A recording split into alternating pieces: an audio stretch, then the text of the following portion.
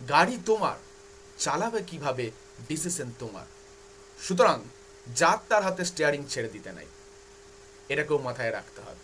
এই জীবনে চলার পথে যেন আমরা প্রত্যেকে স্টিয়ারিংটা ঠিক করে ধরতে শিখি।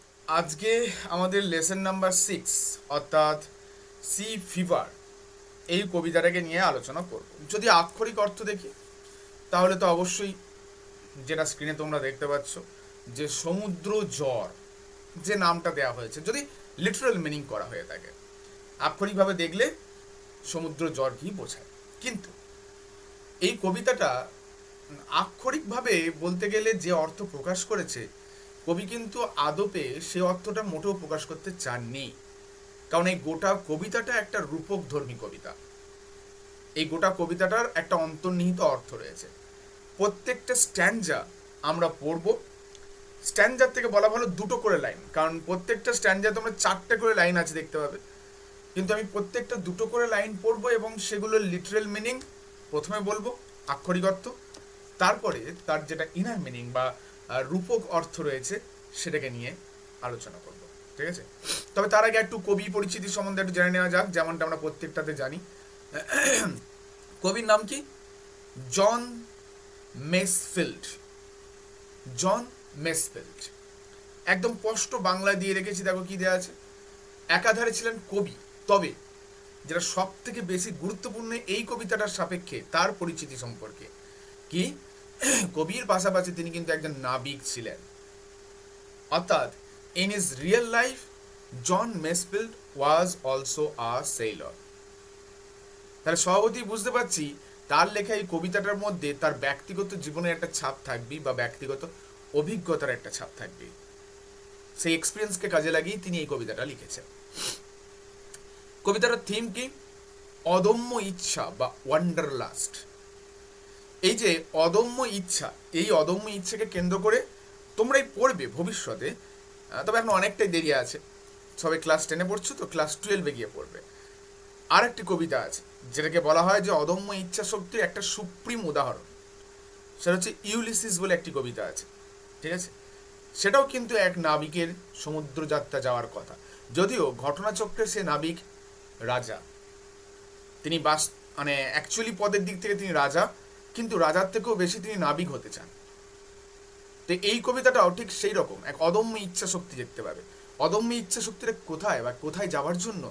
অভিযানে যাওয়ার জন্য। সুতরাং কোথায় অভিযানে যাবেন সেটা নিয়ে তো আর সন্দেহ নাই, কারণ কবিতার নামই আমাদের বলে দিচ্ছে। সমুদ্র অভিযানে যাওয়ার একটা ইচ্ছা তার মধ্যে দেখতে পাবো। কবিতার পটভূমি বা থিম কি বা সেটিং কি?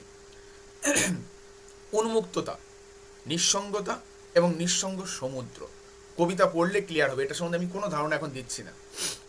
আর কবিতার টোন, অর্থাৎ গোটা কবিতা জুড়ে আমরা কোন টোনে কবি রিপ্রেজেন্ট করেছেন আমাদের কাছে কবিতাটা, একটা উন্মুক্ত নিঃসঙ্গ সমুদ্র, সঙ্গে এইখানে তিনি প্রকাশ করছেন আবেগপূর্ণ ও আকুল এক আকাঙ্ক্ষাকে। ঠিক আছে, আবেগপূর্ণ এবং আকুল আকাঙ্ক্ষাকে তিনি প্রকাশ করছেন এই কবিতার মধ্য দিয়ে। কবিতাটা পড়ি চলো, প্রত্যেকে টেক্সট সামনে রাখো, এখানে আমি টেক্সট দেখাবো না, টেক্সট বই থেকেই পড়বে। প্রথম লাইনেই কবি বলছেন, I must go down to the seas again. আমাকে অবশ্যই সমুদ্রে যেতে হবে পুনরায়। টু দ্য লোনলি সি, একাকী সমুদ্র, অ্যান্ড দ্য স্কাই, এবং আকাশে।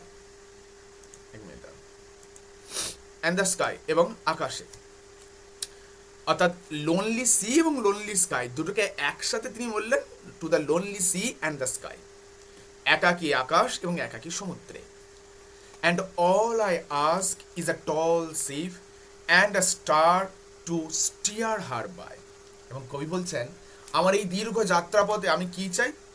আমি চাই শুধুমাত্র একটা জাহাজ, আর টল শিপ, একটা বড় জাহাজ, অ্যান্ড আ স্টার, এবং একটা তারা, টু স্টিয়ার হার বাই, অর্থাৎ তাকে পথ দেখিয়ে নিয়ে যাবার জন্য। এবার এই দুটো লাইনের অন্তর্নিহিত ব্যাখ্যায় আসা যাক। প্রথমেই প্রশ্ন উঠবে দুটো শব্দের প্রতি। প্রথম, আই মাস্ট। মাস্ট শব্দটার কবি কেন ব্যবহার করছেন? এই শব্দটার দ্বারা তিনি কি বোঝাতে চাইছেন? মাস্ট শব্দের ব্যবহারের দ্বারা কবি বুঝিয়ে দিচ্ছেন যে এখানে there is no second option for him, অর্থাৎ এটা নিশ্চিত যে he have to do that, কোনো অপশন নাই ফিরে আসার, তাকে যেতেই হবে। এইবার তারপরে তিনি আবার একটা শব্দ প্রয়োগ করছেন, এগেইন, পুনরায়। তাহলে এই শব্দটা দেখে আমাদের মনে প্রশ্ন এসেই যায়, তার মানে পুনরায় আমরা কখন বলি? যখন কোনো কাজটা অলরেডি আগে একবার করা হয়ে গেছে। তার মানে কবি এর আগেও সমুদ্রযাত্রা করেছেন, অন্তত পক্ষে একবার তো করেছেনই। বাস্তব জীবনে তিনি অনেকবারই করেছিলেন, কারণ তিনি তো নাবিকই ছিলেন, ঠিক আছে? তার মানে এটা তার নতুন কোনো যাত্রা নয়, কিন্তু পুরাতন যাত্রা হলো, সেই যাত্রাকে কবি উপেক্ষা করতে পারছেন না, কবিকে যেতেই হবে। তারপরে তিনি সমুদ্রে এবং আকাশ এদের জন্য একটা অ্যাডজেক্টিভ প্রয়োগ করলেন। কি অ্যাডজেক্টিভটা? লোনলি, অর্থাৎ নিঃসঙ্গ। তিনি আকাশকে এবং সমুদ্রকে লোনলি কেন বললেন? এর দ্বারা কবি কি বোঝাতে চাইলেন? শুধুমাত্র সমুদ্রের একাকিত্ব নয়, তার মনের একাকিত্বটাও এখানে প্রকাশ পাচ্ছে। অর্থাৎ কবি যে মনের দিক থেকেও সমুদ্রের মতোই নিঃসঙ্গ, একাকী, সেটা বোঝাতে চাইলেন। পাশাপাশি তিনি এটাও বোঝাতে চাইলেন যে তিনি যেন এই জনকোলাহলের থেকে, এই যে ম্যাডিং ক্রাউড চারপাশে রয়েছে, এত হই হই রই রই, সমস্ত কিছুর থেকে যেন দূরে গিয়ে এক নিঃসঙ্গ পরিবেশে একাকী অনেকটা কাছ থেকে প্রকৃতিকে উপলব্ধ করতে চান। সেই আকাঙ্ক্ষা যেন এই লাইনটার দ্বারা তিনি প্রকাশ করলেন। এইবার দ্বিতীয় লাইনটার দিকে এসো। এই যে যাত্রাপথ, এই যাত্রাপথে কবি বলছেন আমার লাগবে একটা লম্বা জাহাজ। আচ্ছা, তোমরা ক্লাস 7 একটা কবিতা পড়েছিল দ্য ভ্যাগাবন্ড বলে, আমার যেটুকু মনে পড়ে, সেখানেও কিন্তু একটা লাইন কবি প্রয়োগ করেছেন, এক্স্যাক্টলি আমার মনে নাই, all I seek is heaven above my head, road beneath my foot, something এই জাতীয় কিছু। অর্থাৎ মেন বেসিক্যালি যেটা দাঁড়াবে যে আমি আমার এই গোটা জীবনে যা চাই সেটা হলো আমার মাথার উপরে একটা মুক্ত আকাশ, পায়ের নিচে একটা রাস্তা। এখানেও দেখো কবি কিন্তু একইভাবে চাইলেন। ভ্যাগাবন্ড কবিতাতেও কবি চেয়েছিলেন কাকে? ঈশ্বরকে। তাহলে এইখানে আমাদের এই কবিতাতেও কবি যা কিছু চাইছেন সবটাই কিন্তু ঈশ্বরের কাছে চাইছেন। তাহলে তিনি বললেন আমার এই যাত্রাপথে লাগবে একটা লম্বা জাহাজ। খুব স্বাভাবিক বিষয়, স্যার সমুদ্রে যাত্রা করলে জাহাজ লাগবে, তো ন্যাচারাল বিষয়। কিন্তু এখানেই আসছে কবিতার অন্তর্নিহিত অর্থটা। এ জাহাজ কোনো ওই ইট কাঠ বালি সিমেন্ট যাই বলো কেন, মানে মোট কথা লোহা লস্কর বা কাঠ ফাট দিয়ে তৈরি জাহাজ নয়। এ জাহাজ হলো আমাদের জীবন। কবি বলছেন আমি এই দীর্ঘ পথ পাড়ি দিতে পারি যদি আমার একটা দীর্ঘ জীবন থাকে। অর্থাৎ ঈশ্বর তুমি আমাকে একটা দীর্ঘ জীবন দাও, যাতে করে আমি এই প্রকৃতির সব কিছুকে উপভোগ করতে পারি, উপলব্ধ করতে পারি, গভীর সমুদ্রে আমি যাতে পাড়ি দিতে পারি। আবার পাশাপাশি কি বলছেন, এই যে জীবনরূপ জাহাজ, সেটাকে পরিচালনা করার জন্য আমার একটা তারার দরকার হবে। আচ্ছা, আগেকার দিনে যখন এই ধরো টেকনোলজি এত উন্নত হয়নি, কিংবা মিনিমাম কম্পাসের আবিষ্কার যখন হয়নি, তখন তো নাবিকরা দিক নির্ণয় করতেন আকাশের ধ্রুব তারাকে দেখে। তাহলে এখানে তারা বলতে কোন তারার কথা বলা হচ্ছে? সেই ধ্রুব তারার কথা, যে তারা আমার জাহাজকে পথ দেখিয়ে নিয়ে যাবে। কিন্তু আবারও বলছি, এই জাহাজ তো ওই কাঠের তৈরি বা লোহার তৈরি জাহাজ নয়, এটা জীবন জাহাজ। তাহলে এখানে ধ্রুব তারাটা কোনটা? ওই জাহাজের ক্ষেত্রে নয় আকাশের ধ্রুব তারাটা যেটাকে আমরা চিনি সেটাই, কিন্তু এইখানে তো জীবন তৈরি। এটার ধ্রুব তারা কে? এটার ধ্রুব তারা হলো গুরু। গুরু মানে এমনটা ভাবার দরকার নাই যে তাকে কোনো রিলিজিয়াস পার্সন হতে হবে, অর্থাৎ আধ্যাত্মিক কোনো ব্যক্তি বা ধর্মীয় কোনো ব্যক্তিকে হতে হবে। গুরু যে কেউ হতে পারে, যে তোমাকে সঠিক পথের দিশা দেখিয়ে নিয়ে যাবে। সেটা তোমার পিতামাতা হোক, তোমার শিক্ষক হোক, তোমার প্রতিবেশী হোক, ইভেন তোমার থেকে কোনো জুনিয়র হোক, মানে তোমার থেকে কেউ ছোট হোক। এখন তোমার মনে হবে ছোটদের কাছ থেকে আবার কি কি পথ দেখাবে তারা আমাদের? সবার কাছ থেকে কিছু না কিছু আমরা শিখি। এমন অনেক কাজ আছে যেগুলো বড়রা করতে পারে না, ছোটরা অনায়াসে চোখে আঙুল দিয়ে করে দেখিয়ে দেয়, যেটা থেকে আমরা অনেক শিক্ষা পেতে পারি। তো জীবনে গুরুর কোনো বয়স হয় না, গুরুর কোনো নির্দিষ্ট সংজ্ঞা হয় না। যেই আমাদেরকে পথ দেখাতে সহায়তা করবে, যেই আমাদের সঠিক পথে নিয়ে যাবে, সেই আমাদের গুরু। তাহলে জাহাজ চলতে গেলে যেমন ধ্রুবতারার প্রয়োজন হয়, জীবনরূপ জাহাজটাকে চালাতে গেলেও একজন গুরুর প্রয়োজন হয়, যিনি আমাদের পথ দেখাবেন। তাহলে কবি বললেন আমি আমার এই অভিযানে পাড়ি দেবো, তার জন্য দরকার আমার একটা দীর্ঘ জাহাজ, মানে একটা দীর্ঘ জীবন, একটা ধ্রুব তারা, অর্থাৎ একজন গুরু, যিনি আমাকে পথ দেখিয়ে নিয়ে যাবেন। তাহলে কবিতাটা কিন্তু আস্তে আস্তে দেখতে পাচ্ছি শুধু জাহাজ নদীর কবিতা নয়, এই গোটা কবিতাটাই হচ্ছে একটা মানব জীবনের কবিতা, মানব জীবনের সত্যের কবিতা। এর পরের দুটো লাইনে এসো। অ্যান্ড দ্য হুইলস কিক, কবি কিন্তু এখনো চাইছেন, চাওয়া তার সম্পন্ন হয়নি। তিনি বলছেন আমার চাই চাকার কিক, মানে তো আমরা জানি লাথি, চাকার লাথি, মানে সোজা ভাষায় বললে চাকা তো আর উঠে এসে লাথি মেরে দিতে পারবে না তোমাকে। চাকার লাথি বলতে যাতে চাকা ঠিকঠাক মুভ হয়, স্টিয়ার যাতে হয়। জাহাজ চালানোর জন্য একটা স্টিয়ারিং থাকে, ঠিক আছে, যেমন 4 চাকা গাড়ি চালাতে স্টিয়ারিং থাকে, জাহাজ চালানোর একটা স্টিয়ারিং থাকে। সেই স্টিয়ারিংটা তিনি চাইছেন যেটা তিনি কন্ট্রোল করতে পারবেন।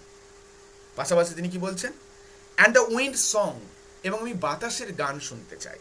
And the white sails shaking, এবং আমি চাই সাদা পালগুলো যাতে দোলে, সেক মানে দোলা। অ্যান্ড আ গ্রে মিস্ট, এবং একটা ধূসর কুয়াশা। অন দ্য সিজ ফেস, সমুদ্রের মুখমণ্ডলের ওপর, মানে সমুদ্রের উপর সোজা কথায়। And a grey dawn breaking, এবং আমি দেখতে চাই একটা গ্রে ডন ব্রেকিং, একটা ধূসর ভোর যেটা শুরু হচ্ছে। ডন ব্রেকিং মানে ভেবে নিও না শেষ হচ্ছে, ডন ব্রেকিং মানে ডন অর্থাৎ ভোরের শুরু হচ্ছে। এটা তো আক্ষরিক অর্থ গেল। এবার ইনার মিনিংটায় আসে, প্রথম লাইনটায় এসো, মানে 3 নম্বর লাইনটায়। এই যে হুইলস কিক শব্দটা কিন্তু দারুণ একটা শব্দ। দেখো প্রত্যেকটা গাড়িতে একটা করে স্টিয়ারিং থাকে। এখন এই যে হুইল, সেটা হচ্ছে সেই স্টিয়ারিংটা। তোমাকে ধরো একটা 4 চাকা গাড়ি দেওয়া হলো, ট্যাঙ্ক ভর্তি তেল দেওয়া হলো, সব কিছু তোমাকে শেখানো হলো কিভাবে চালাতে হয় না হয়, দিয়ে গাড়ি থেকে স্টিয়ারিংটাকে তুলে নেওয়া হলো। তুমি গাড়িটা স্টার্ট দেওয়ার পর সেই গাড়িটাকে আর নিয়ে যেতে পারবে? পারবে না, কারণ গোটা গাড়িটার কন্ট্রোল আছে কিন্তু স্টিয়ারিংটার উপরে। যদি স্টিয়ারিংটাকেই তুলে ফেলে দেওয়া হয়, বাদ বাকি সমস্ত ইনগ্রিডিয়েন্টস তোমাকে প্রোভাইড করা হয়, তুমি তার সত্ত্বেও গাড়িটাকে তার জায়গা থেকে নড়াতে পারবে না, কিংবা নড়ালেও সেটা অ্যাক্সিডেন্ট হবে। জীবনটা হলো ঠিক এইটাই। আমাদের প্রত্যেকের জীবনে এমন একটা করে হুইলের প্রয়োজন আছে, যে হুইলটা আমাদের এই জীবনরূপ গাড়িটাকে এগিয়ে নিয়ে যায়। যে না এই স্টিয়ারিংটা ঠিক করে ধরতে পারে, বা যার কাছে স্টিয়ারিংটা ঠিকঠাক কন্ট্রোলের ক্ষমতা থাকে না, তার লাইফটাই অ্যাক্সিডেন্টাল হয়ে যায়। গাড়ি তোমার, চালাবে কিভাবে ডিসিশন তোমার। সুতরাং যার তার হাতে স্টিয়ারিং ছেড়ে দিতে নাই, এটাকেও মাথায় রাখতে হবে। জীবনে চলার পথে যেন আমরা প্রত্যেকে স্টিয়ারিংটা ঠিক করে ধরতে শিখি। অর্থাৎ কবি বললেন আমাকে তুমি একটা স্টিয়ারিং ধরার সামর্থ্য দাও, অর্থাৎ সঠিক পথে যাওয়ার দিশা দাও। এরপর একটা শব্দ বলা হচ্ছে তোকে কিক। এই শব্দটা আমি যেটা বলবো আর কি, হয়তো এই কবিতা পরিপ্রেক্ষিতে ওইভাবে নয়, যেটা আমাদের জীবনের পরিপ্রেক্ষিতে ভীষণভাবে গুরুত্বপূর্ণ। কিক মানে লাথি, তাই তো? আমরা তো প্রত্যেকেই বাইক দেখেছি, মানে মোটর সাইকেল দেখেছি। এখনকার মোটর সাইকেলগুলোতে হয়তো কিক উঠে যাচ্ছে, কিন্তু মোস্ট অফ দ্য মোটর সাইকেলই, মানে মোটর বাইকেই কিন্তু কিক থাকে, মানে যেটা লাথি দিতে হয় আর কি। তাহলে সেই কিকের ভূমিকাটা কি? গাড়িটাকে স্টার্ট দেওয়া, তাই তো? এবং এখন তো মোটামুটি সব গাড়িতেই ওই সেলফ স্টার্ট এবং কিক স্টার্ট দুরকম অপশনই থাকছে। সেলফ স্টার্ট দিয়ে আমরা খুব তাড়াতাড়ি চলে যাচ্ছি, কিন্তু কখনো কখনো সেলফ স্টার্ট কাজ না করলে আমাদের কিন্তু কিকটা দিতে হয়। এবং হয়তো তোমরা এটা লক্ষ্য করে থাকবে যে কিক স্টার্ট সবসময় একবার দিলেই ধরে যায় না। একবার ধরে যায়, ধরে যেতেই পারে, সেটা কোনো ব্যাপার নয়, কিন্তু বেশিরভাগ সময় মিনিমাম 2 বার তো লেগেই যায়। আবার গাড়ি যদি একটু পুরনো হয়, সেখানে 5 বার, 6 বার, 10 বার, 12 বারও লেগে যেতে পারে। কিন্তু 5, 6, 10, 12, 15, 20 যাই লাগুক, সবার শেষে কিন্তু একটা জিনিস ঘটে, শেষমেশ স্টার্টটা ধরে। আমাদের জীবনটা ঠিক এই রকম। কখনো কখনো কারোর জীবনে একবার কিক দিলেই সেটা স্টার্ট ধরে যায়, কখনো কখনো 10-15 বার কিক দিলেও স্টার্ট ধরে না, কিন্তু আলটিমেটলি গিয়ে ধরে। তাহলে জীবনে হাল ছেড়ে দিলে হবে না। ঠিক যেমন করে বাইকটাতে মনোযোগ সহকারে 10-15 বার অধৈর্য হয়েও কিকটা মেরে যাও এই আশাতে যে স্টার্ট ধরবে, আমাদের লাইফটাও ঠিক সেরকম। 10 বার, 15 বার, 20 বার, 50 বার ব্যর্থ হবার পরও এই আশা নিয়ে তোমাকে হাল ধরতে হবে যে পরের বার আমার নতুন করে শুরু হবে। কারণ লাইফের কিক কোনখানে স্টার্ট ধরায় আমরা কেউ জানি না। কবি বলছেন আমাকে সে একটা হুইল দাও, আমাকে সেরকম একটা কিক দাও যেটা আমার জীবনটাকে স্টার্ট ধরাতে পারে। আর কি আর কি দাও? উইন্ড সং, বাতাসের গান। বাতাস কি গান গায়? বাতাস তো গান গায় না। তাহলে কেন বাতাসের গান বলা হলো? বাতাস কি উলালা করবে নাকি? করবে না তো, কিন্তু শোঁ তো করবে। তাহলে বাতাসের গান কখন হবে? যখন বাতাস বইবে। তাই তো সোজা ভাষায় বলতে গেলে। তার মানে ঘুরপথে কবি বললেন যে আমাকে একটা বাতাসপূর্ণ দিন দাও, যেদিন বাতাস খুব ভালো বইবে। কারণ তখনকার দিনে জাহাজ এখনকার মধ্যে ইঞ্জিন চালিত ছিল না, সব পালতোলা নৌকা জাহাজ ছিল বড় বড়। তোমরা তো ভূগোলে পড়ো, ওই অশ্ব অক্ষাংশ টশ্ব অক্ষাংশ পড়ো। তো অশ্ব অক্ষাংশে গিয়ে ঘোড়াগুলো কেন ফেলতে হতো? যদি ইঞ্জিন থাকতো। ইঞ্জিন ছিল না বলেই না সেটা হতো, কারণ ওখানে তো বাতাস চলাচল করতো না, দীর্ঘদিন সময় দাঁড়িয়ে থাকতে হতো। তাই কবি চাইছেন ঘুরপথে যে একটা সুন্দর বাতাস দাও, যে বাতাস আমার ওই পালগুলোতে লাগবে। পালগুলো কোন রঙে? সাদা রঙে। সাদা রঙের পালগুলোতে লাগবে এবং সেটা কাঁপবে। তার মানে কবি একটা সুন্দর গতিপূর্ণ দিন চাইলেন ঈশ্বরের কাছে। পরের লাইনটা কি বলছেন? কবি বলছেন and a grey mist on the sea space, এবং আমি দেখতে চাই সমুদ্রের উপরে একটা ধূসর কুয়াশা। এবার দেখো, একটা কথা বলে রাখি, সাহিত্যে কিছু কিছু শব্দ আছে, বেসিক্যালি কিছু কিছু colour, those colours are considers as the ominous colour, অর্থাৎ খারাপের ইঙ্গিত। এবং দোজ ব্ল্যাক কামস ফার্স্ট, কালো আসে সবার প্রথম। যদি সাহিত্যে তুমি কালো শব্দের প্রয়োগ পাও কোনো জায়গায়, ব্ল্যাক, তাহলে ওটা কিন্তু একটা খারাপ জিনিসের ইঙ্গিত। অ্যান্ড সেকেন্ড গ্রে, ধূসর। ধূসর হচ্ছে অবক্ষয়ের ইঙ্গিত। পাকা চুলকে হোয়াইট হেয়ার বলা হয় ঠিক কথায়, কিন্তু আরেকটা নাম আছে তার, গ্রে হেয়ার। এই পাকা চুল দু রকমের ইঙ্গিত দেয়, এক এক্সপিরিয়েন্স, দুই অবক্ষয়। তোমার ক্ষয় হচ্ছে, অর্থাৎ বয়সের ক্ষয় হয়ে এগিয়ে যাচ্ছে। ঠিক আছে, এখানে যে গ্রে মিস্ট বলা হলো, এটা নেগেটিভ ইমেজ আছে। কিসের নেগেটিভ ইমেজ? মিস্ট বা কুয়াশা। শীতকালে তো আমরা সবাই দেখি। আচ্ছা, কুয়াশা এলে তুমি কি দূর দূরান্ত পর্যন্ত একেবারে ক্লিয়ারলি দেখতে পাও? যখন সূর্য ওঠে সেরকম দেখতে তো পাও না।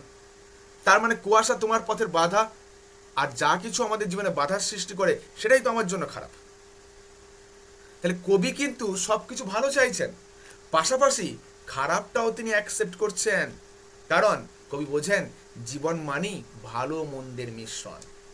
আমি যেমন ভালো চাইছি, তেমন মন্দটাও তো আমার কাছে আসতে পারে, সে মন্দটাকেও যেন আমি ভালো করে অ্যাকসেপ্ট করি। তবে এর মধ্যে আবার একটা ভালো জিনিসও লুকিয়ে আছে। প্রত্যেকটা খারাপের মধ্যে একটা ভালো ইঙ্গিত থাকে। আজকের দিনটা তোমার যদি খারাপ যায়, তবে বুঝে নিও যে আগামী দিনটা তোমার জন্য কিন্তু ভালো হলেও হতে পারে। একজন মহান ব্যক্তি এপিজে আব্দুল কালাম, নাম তো তার সবাই জানি। এপিজে আব্দুল কালামের বাবা তাকে একটা কথা বলতেন, adversity always presents opportunity for introspection. মাথার উপর দিয়ে গেল, বাংলা মানেটা বলি। অ্যাডভার্সিটি মানে হচ্ছে প্রতিকূলতা। প্রতিকূলতা আমাদের সব সময় একটা সুযোগ করে দেয় আত্মসমালোচনা করার। যদি তোমার জীবনে বাধা না আসে, যদি তুমি ব্যর্থ না হও, কোনোদিনই বুঝতে শিখবে না কোথায় কোথায় তোমার গাফিলতি আছে। এবং সেই কারণের জন্যই আগের দিন আমি বাসু তোমাকে বললাম, প্র্যাকটিস করতে গিয়ে যদি না আটকায়, যদি না ভুল হয়, তাহলে বুঝতে পারবে না তোমার উন্নতি হয়েছে না অবনতি হয়েছে। সুতরাং ভুল জীবনে মানুষ মাত্র করবেই, এটাই হচ্ছে নিয়ম। এবং যতক্ষণ ভুল আছে ততক্ষণ বুঝে নিও তোমার জীবনে সংশোধন করার সুযোগ আছে। যদি ভুল করবো না বলে ভয়ে বসে থাকো, তাহলে সংশোধনও হবে না, আবার যে ভুলটা তুমি আগে করছিলে সে পরিমাণটা আরো বাড়বে। এটাই হচ্ছে কি জীবনের নিয়ম। ঠিক একই কথা কবিও বলছেন। এই যে বললাম গ্রেমিসটা যেমন প্রতিকূলতা, আবার এটা ভালো দিকও আছে। এই ভালো দিকটা তোমরা পেয়েছিলে ক্লাস 9-এর একটা কবিতায়। দেখো, কবিতা বা সাহিত্য সবার সঙ্গে ইন্টার রিলেটেড। অলরেডি আমি ক্লাস 7-এ একটা কবিতা বলে এলাম, আবার ক্লাস 9-এ আবার একটা কবিতা পড়েছিলে তোমরা, mild the mist upon the hill বলে, এমিলি জেন ব্রন্টের লেখা ছিল। সেখানেও কিন্তু কবি বলেছিলেন যে এখন যে কুয়াশাটা দেখা যাচ্ছে, telling no more storm of tomorrow, যেটা বলছে আগামীতে আর কোনো ঝড় ঝঞ্ঝা আসবে না। তার মানে কুয়াশা কিন্তু আবার কিসের ইঙ্গিত জানো? একটা রৌদ্র ঝলমল দিনের। সকালটা যদি অধিক কুয়াশাযুক্ত হয়, সেই দিনে রোদটা বেশি ওঠে। আবার ব্যতিক্রম একদিন দুদিন হতেই পারে, কিন্তু হয় এটাই। তাহলে কবি সকালটা দেখতে চাইছেন ধূসরময়, কারণ তিনি জানেন সকাল যদি কুয়াশায় ঢাকা হয়, তাহলে ভবিষ্যতে দিনটা কিন্তু উজ্জ্বল হবে। সঙ্গে সঙ্গে কবি কি বললেন? ঠিক আছে, তুমি দাও কুয়াশাময় সকাল, পাশাপাশি আরেকটা জিনিস আমি দেখতে চাই। কি দেখতে চাই? Grey dawn breaking. এই যে ধূসর ভোর, সেটা শুরু হচ্ছে। অর্থাৎ একটা ঝঞ্ঝাপূর্ণ দিনের পর যেন একটা ভালো ভোরকেও আমি দেখতে পাই, নতুন ভোরের আলো যেন আমি দেখতে পাই। তাতে বাধা আসে, প্রতিকূলতা আসে, ক্ষতি নাই, প্রতিকূলতা পেরিয়ে যেন আমি একটা নতুন ভোর দেখতে পাই। তাহলে প্রথম 4টে লাইন, যে 4টে লাইনই কিন্তু এতগুলো গভীর অর্থ প্রকাশিত হচ্ছিল। যে 4টে লাইনে কবি তার প্রথম যেটা আকাঙ্ক্ষা, সমুদ্র থেকে যেতে হবে, সেটা প্রকাশ করলেন, এবং সমুদ্র যাত্রা যাওয়ার সময় কোন কোন জিনিস তিনি ঈশ্বরের কাছ থেকে চাইছেন তার একটা ছোট্ট লিস্ট প্রথম স্ট্যান্ডাতে বাকি লাইনগুলোতে দিলেন। অবশ্যই এই সমুদ্রযাত্রা আক্ষরিক সমুদ্রযাত্রা বলে মনে হলো, এটা জীবন সমুদ্রের যাত্রা। এইবার জীবনের সমুদ্রটা কোনটা, তার উত্তরটা না হয় আমরা আস্তে আস্তে পরের দিকে পাবো, সেকেন্ড স্ট্যান্ডাতেই পেয়ে যাবো সেই উত্তর। আমি তো এতক্ষণ বলে যাচ্ছি জীবন সমুদ্রে যাত্রা, তাহলে জীবনের সমুদ্র কোনটা? আমাদের এই দেহটা নয় জাহাজ, তাহলে সমুদ্র কোনটা? বেশ, আবার দেখো সেকেন্ড লাইনের শুরুতে কবি কিন্তু রিপিট করলেন exactly the first line, I must go down to the sea again. আমাকে আবার সমুদ্রে যেতে হবে। যদি তাকাও তাহলে দেখতে পাবে থার্ড স্ট্যান্ডার প্রথম লাইনও সেটাই, তৃতীয় স্ট্যান্ডার প্রথম লাইনও দেখো এটাই। তাহলে কবি এই যে বারবার একই ফ্রেজ ব্যবহার করছেন প্রত্যেকটা স্ট্যান্ডার শুরুতেই, কেন?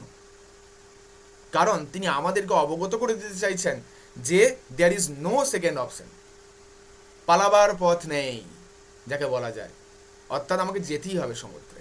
সেকেন্ড স্ট্যান্ডাতে কবি আরো ক্লিয়ার করছেন যে তাকে কোনো অপশন নাই, সেটা তিনি আরো বুঝিয়ে দিচ্ছেন। দেখো, I must go down to the seas again for the call of the running tide. অর্থাৎ রানিং টাইড, জোয়ারের ডাকে বলতে পারি আমাকে সমুদ্রে যেতে হবে। ইজ আ ওয়াইল্ড কল, এবং এই ডাকটা কেমন? একটা বন্য ডাক।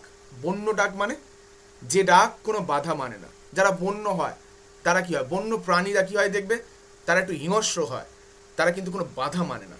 তাহলে এই যে ডাকটা, সেটা একটা বন্য, একেবারে বাঁধন হারা যাকে বলা যায়।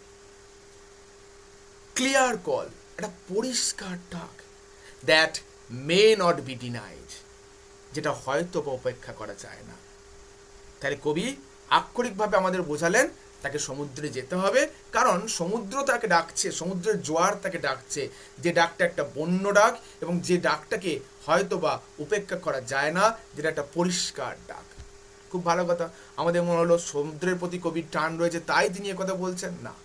বলেছি এই কবিতাটা হচ্ছে জীবনের গল্প। এই যে সমুদ্র, এই সমুদ্রটা হচ্ছে আমাদের জীবনের সময়কাল। আমি বলছিলাম না সমুদ্রটা কি, এই পৃথিবীতে আমাদের জন্মই হয়েছে মৃত্যু হওয়ার জন্য। ভেবে দেখো যে জীবন শব্দটার বিপরীত শব্দ হলো মৃত্যু, অথচ সেই জীবনেরই একমাত্র সত্য হলো মৃত্যু। এই দুটো শব্দ পরস্পরের বিরোধী, জীবন একদিকে, মৃত্যু একদিকে, অথচ এই জীবনের সব কিছু মিথ্যা হয়ে যেতে পারে, এভরিথিং, বাট যে জিনিসটা কোনোদিন মিথ্যা হবে না সেটা হলো মৃত্যু। অ্যান্ড সারপ্রাইজিংলি আমরা সত্যকে মানতে ভয় পাই, এটা প্রত্যেকটা মানুষের জীবনের সত্য। মৃত্যুকে আমরা ভয় পাই। স্বামীজি বলছেন, এটাও তোমরা পড়বে ক্লাস 11-এ গিয়ে, একটা বিশাল বড় টেক্সট আছে। স্বামীজি বলছেন জীবনে যদি কোনো কিছুকে জানার হয় বা কোনো কিছুকে জানতে চাও, দেন নো দ্য ডেথ ফার্স্ট, আগে মৃত্যুকে জানো। মৃত্যুকে জানো মানে সবার প্রথম এই বিষয়ে তুমি শিওর হও তুমি এই দুনিয়াতে এসেছো মরতে। সুতরাং বাঁচার জন্য আকুলি বিকুলি করে কোনো লাভ নেই, বাঁচার জন্য ছুটে লাভ নেই, মরতে তোমাকে হবেই। জীবনে কিছুই পাওয়ার নাই, কিছুই দেওয়ার নাই, এটাই ভাবো। শূন্য হাতে এসেছো, শূন্য হাতে যাবে, সেইভাবে জীবনটা কাটাও। তার মানে মাঝের কাজগুলো তুমি করবে না সেটা তো হতে পারে না, কারণ সংখ্যা শুরু হয় শূন্য দিয়ে আর শেষ তো অসীম। আমি 99 ধরলাম, ঠিক আছে, এটা মেন সংখ্যা, বা 9 শূন্য দিয়ে শুরু হয়, 9 দিয়ে শেষ হয় সংখ্যা, তাই তো? তার মানে মাঝে কি সংখ্যা নেই? অবশ্যই আছে। তাহলে সংখ্যা মালাটাও আমাদের জীবন, শূন্য দিয়ে শুরু হয়, 9তে 9 শেষ, তা বলে মাঝের যে জীবনের অংশ সেগুলোকে আমরা ভ্যালিড করবো না? অবশ্যই ভ্যালিড করব। এইবার এইখানে ফিরে আসি আমাদের কাছে। এই যে ডাকটা, তাহলে এই ডাকটা কার? সমুদ্রের? না, এই ডাকটা হচ্ছে ওপারের ডাক, অর্থাৎ ভবসাগর পেরিয়ে যাওয়ার ডাক। বৈতরণী পার বলা হয় যাকে, বাংলায় একটা নদীর নাম বলা হয় যাকে বলা হয় বৈতরণী। বৈতরণী পার হওয়ার অর্থ হলো ইহলোক ছেড়ে পরলোকে গমন, অর্থাৎ মৃত্যু। তাহলে এই ডাকটা কার? মৃত্যুর ডাক। ভেবে দেখো এই ডাকটা ওয়াইল্ড কিনা, কারো বাধা সে মানে? কারোর বাধা সে মানবে না। ভেবে দেখো এই ডাকটা ক্লিয়ার কিনা, প্রত্যেকের কাছে ক্লিয়ার। যেদিন তুমি এই পৃথিবীতে জন্ম নিয়েছো সেদিনই ঠিক হয়ে গেছে তুমি মরতে এসেছো। এই পৃথিবীকে বলা হয় মৃত্যুপুরী, অথচ সবাই এখানে বেঁচে থাকার জন্য লড়াই করে।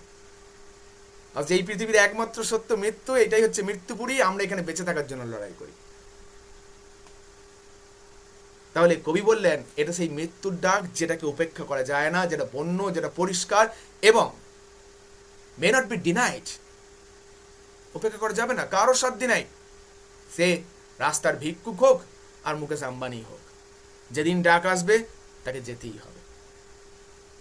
বাংলায় যে নদীটার নাম বললাম আমি বৈতরণী, তোমরা যখন আবার ইংরাজি সাহিত্য পড়বে, ইংরাজি সাহিত্যে বেশ দূর যেতে হবে না, 11 থেকে ইংরাজি সাহিত্য শুরু, তো সেই 11-এ নাই, একটা নদী আছে গ্রিক পুরাণে, যে নদীটার নাম হচ্ছে স্টেক্স। স্টেক্স বলে একটা নদী আছে যেটাকে আমরা বাংলায় বৈতরণী বলি। ওই স্টেক্স নদীকে পার করে দেয় একটা ব্যক্তি, যে মাঝি, তার নাম হচ্ছে অ্যাচেরন, যে মানুষকে ইহলোক থেকে পরলোকে নিয়ে যায়। গ্রিক মাইথোলজি বা গ্রিক পুরাণের এটা বিশ্বাস, ঠিক আছে। অ্যাচেরন বলে একজন মাঝি আছেন, তিনি নিয়ে যান। টি.এস. এলিয়ট বলে একজন বিখ্যাত কবি আছেন, টি.এস. এলিয়ট। তা টি.এস. এলিয়টের একটা কবিতা আছে দ্য হলো ম্যান বলে, দুর্দান্ত কবিতা, দুর্দান্ত। হলোম্যান বলতে কবি সেখানে আমাদের এই মানুষগুলোকে বুঝিয়েছেন যারা না পারে ইহলোক ছাড়তে, না পারে পরলোক যেতে, মাঝখানে ঝুলে থাকে। এরা বুঝে পায় না আমরা দুনিয়ায় কি করবো, সব কিছু এদের একই রিয়াকশন। দেখবে আস্তে আস্তে মানুষ বা আমরা কিন্তু এমনটাই হয়ে যাচ্ছি, যন্ত্র হয়ে যাচ্ছে। এবার কবিতায় ফিরে এসো। বেশ, তাহলে কবি বললেন তাহলে ওপারের ডাক এলে আমাকে যেতেই হবে, এই ডাক উপেক্ষা করা যায় না। And all I ask is a Windy day, এবং আমি যা চাই, অর্থাৎ আমার এই সমুদ্র অভিযান করতে গিয়ে আমার যেটা চাই একটা বাতাসপূর্ণ দিন, যেটা কবি অলরেডি ইনডাইরেক্টলি একবার বলে দিয়েছিলেন, এবার ডাইরেক্টলি বলে দিলেন যে আমার একটা বাতাসপূর্ণ দিন চাই, with a white clouds flying. আর কি চাই? আমার মাথার উপর চাই সাদা মেঘ যেটা উড়ে বেড়াচ্ছে।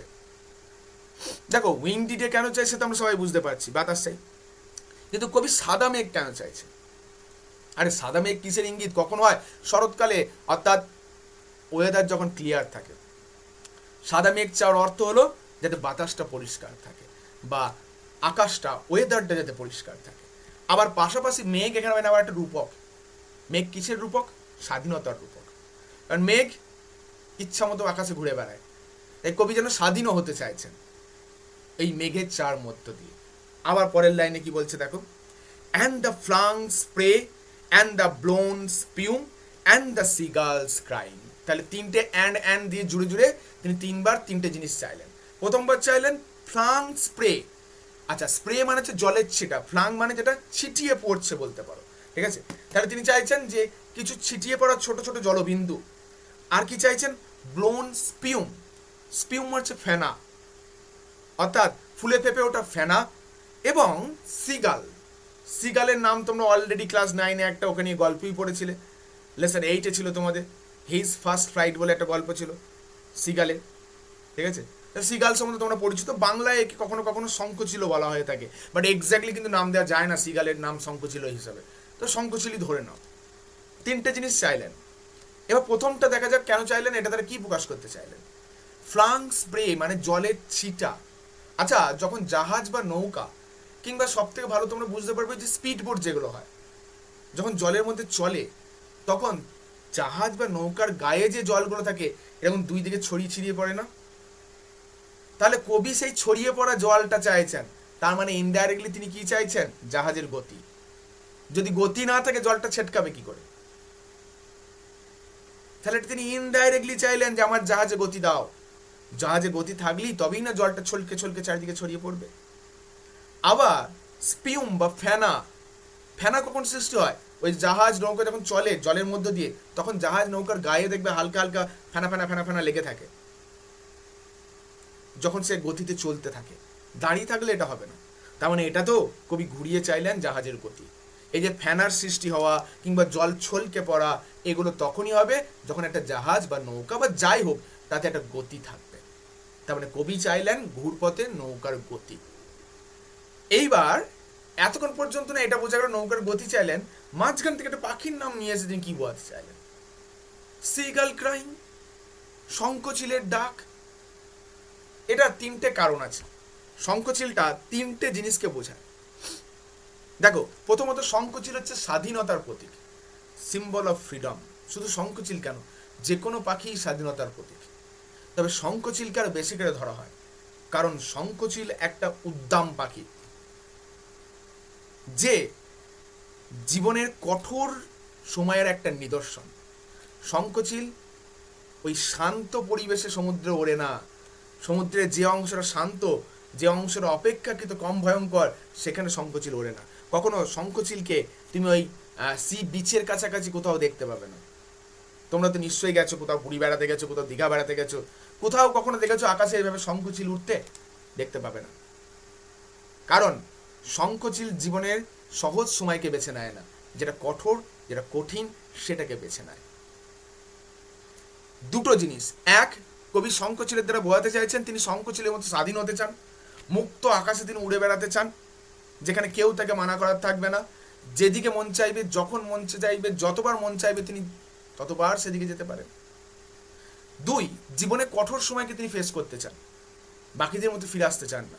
শঙ্খচিলের মতো তিনি মাঝ সমুদ্র থেকে সমুদ্রের যেটা বিপদ সেটাকেই ফেস করতে চান। অর্থাৎ কবি চাইছেন আমি আমার জীবনে যেন খারাপ সময়টাতে দুমড়ে মুচড়ে না যাই, সেই সময়টাতে যেন আমি কঠোর অবস্থাতে সব কিছুকে ফেস করতে পারি। তিন, যেটা কবিতায় বা সাহিত্যে প্রয়োগ করা হয়, শঙ্খচিলকে বলা হয় সেইলরস সোল, নাবিকের আত্মা। দেখো এখানে স্পষ্ট লিখে দিয়েছেন, প্রাচীন লোককথায় সিগালকে মৃত নাবিকের আত্মা বলে মনে করা হতো। ঠিক আছে, মৃত নাবিকের আত্মা হলো সিগাল, এটা ভাবা হতো। তাহলে কবি সেই সিগাল হতে চাইছেন, অর্থাৎ মৃত্যুর পর তিনি যেন সিগালের মতো স্বাধীন হতে চাইছেন। তাই সেই কারণেই অন্য কোনো পাখির নাম না দিয়ে তিনি সিগালের কথা বললেন। আর কবিতায় পাখির নাম বারবার ফিরে ফিরে আসে। দুজন বিখ্যাত কবি আছেন যারা তো শুধু পাখিকে নিয়েই কবিতা লিখেছেন, মানে সব লেখেননি, দুটো আলাদা আলাদা, এবং সেটা সর্বকালের সেরা কবিতা। একটা কবিতার নাম হচ্ছে দ্য নাইটেঙ্গেল, আর একটা নাম হচ্ছে দ্য স্কাইলার্ক। জন কিটসের লেখা হচ্ছে নাইটেঙ্গেল এবং পিবি শেলির লেখা হচ্ছে দ্য স্কাইলার্ক।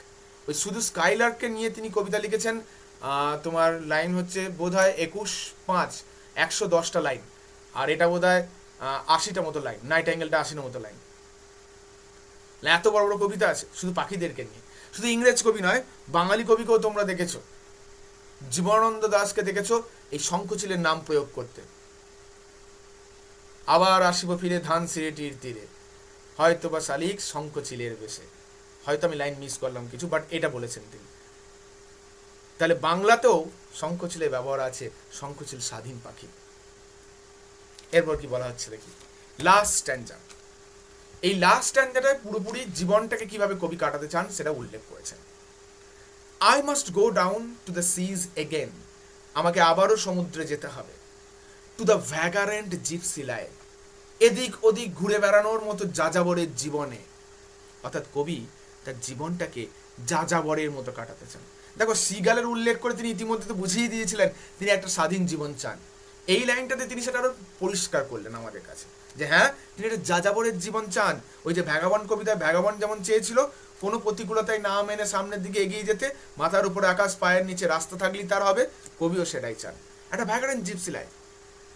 আর ভ্যাগারেন্ট জিপসিদের life is very much uncertain, অনিশ্চিত, কখন কোথায় কি হয়, কি আসে না আসে তারা কেউ জানে না। এবং দিস ইজ লাইফ, এটাই জীবন।